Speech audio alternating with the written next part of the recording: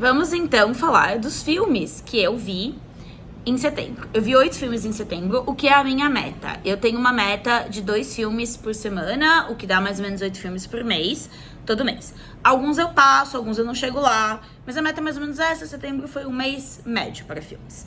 Vou falar do que eu vi no cinema primeiro, e depois eu vou falar do que eu vi em casa. E aí quando eu falar do que eu vi em casa, eu digo onde o filme tá também, pra vocês terem esse acesso. A primeira coisa que eu vi no cinema esse mês foi Motel Destino. Eu gosto muito do Carinha Inus. Amo Madame Satã, amo outras coisas que ele fez, mesmo A Vida Invisível, foi um filme que eu gostei muito. Eu não tava preparada pra ver o Pinto do Gregório e do Vivier, mas eu gostei. Então eu tava muito animada, tinha já lido que era um thriller erótico, eu estou aqui para a volta dos thrillers eróticos. Eu tinha lido que ele era o filme mais sexualmente explícito em Cannes esse ano, eu estava uau. E aí eu achei... O protagonista do filme, no início, ele estabelece de um jeito meio... Vou dizer assim, muito sutil e misterioso, mas que ele e o irmão trabalham com uma traficante de drogas da região, que é meio que uma chefona da região.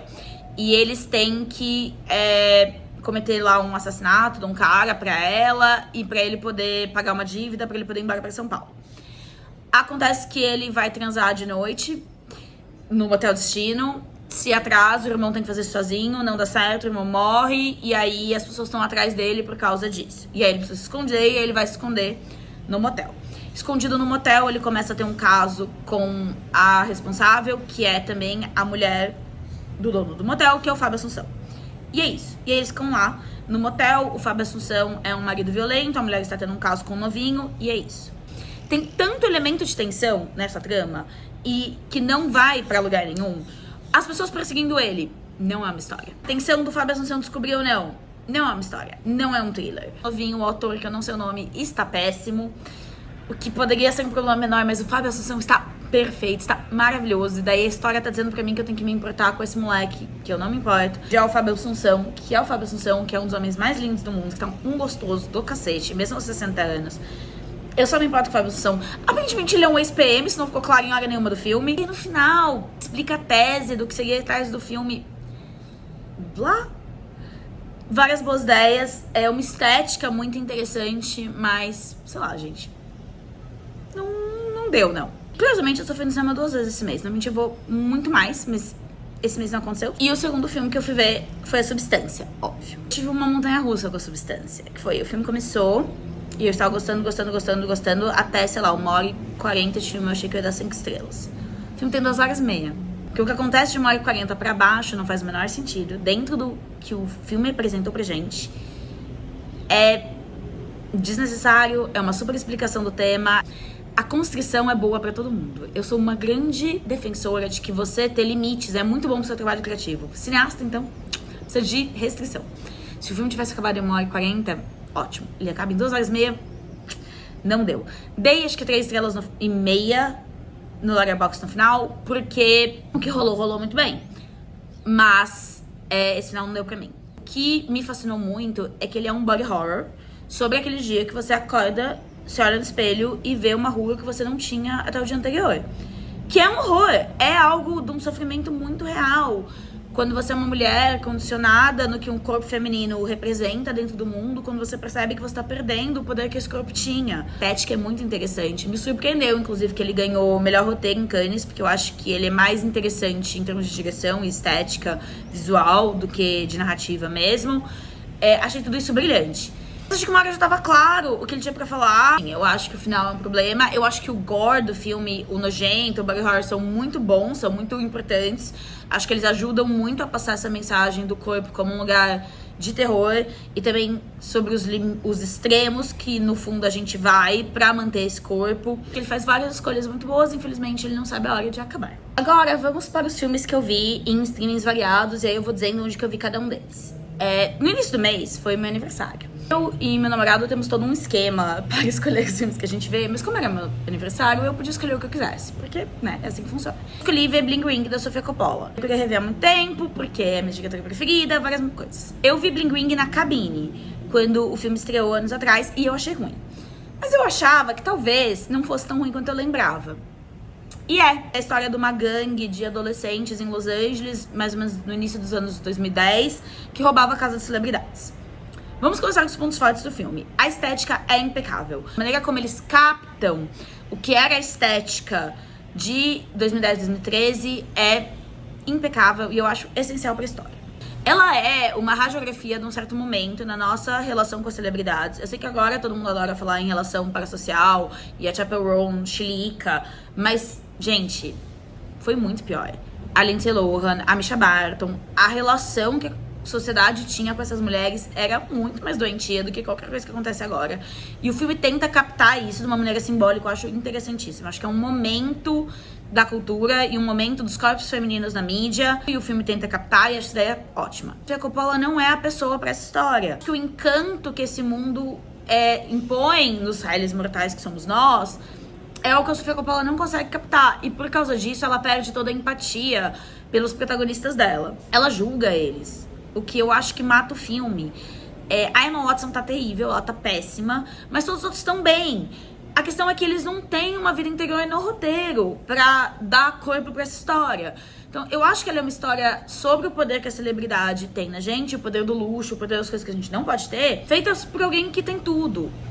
Eu vi A Mulher ao Lado, do Truffaut.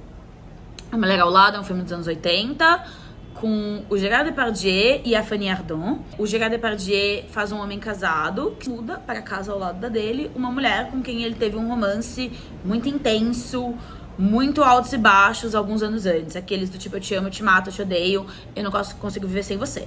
A mulher com quem ele teve esse romance muda para casa do lado da dele. E é óbvio que eles recomeçam o caso num negócio bem cinema francês, vão transar com a vizinha no meio da tarde. Um melodrama, óbvio, gente, é um filme sobre alguém comendo a vizinha. Mas é um melodrama do Truffaut. Então ele usa a fórmula do melodrama pra, de certa maneira, investigar as convenções da vida doméstica, da nuclear, da monogamia. Anos 80 como uma época de muito consumo.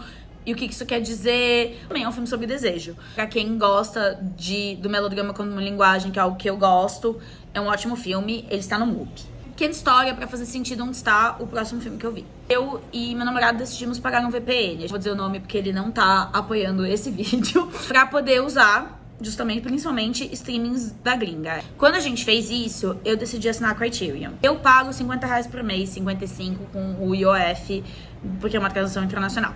Eu acho que vale super a pena. Eu acho que vale absurdos a pena. É onde eu mais assisto filme hoje em dia. No mês, eles fazem coleções novas. Então, eles têm lá o acervo, mas eles organizam esse acervo em coleções temáticas todo mês. Julho ou agosto, eles colocaram uma coleção que chamava Vacation Noir. Então, de noirs que se passavam no verão. E aí tinha esse que se chama em inglês Leave Her to Heaven, não sei se tem uma tradução. Um noir anos 40, assim, bem noir anos 40, mulher doidaça. Ele pega as ideias que a gente tem de um parceiro tóxico, da pessoa possessiva, ciumenta, que normalmente é um homem, e joga pra uma mulher. A gente sai do banal e a coisa fica monstruosa, e a mulher é muito louca, o tom vermelho dela impecável.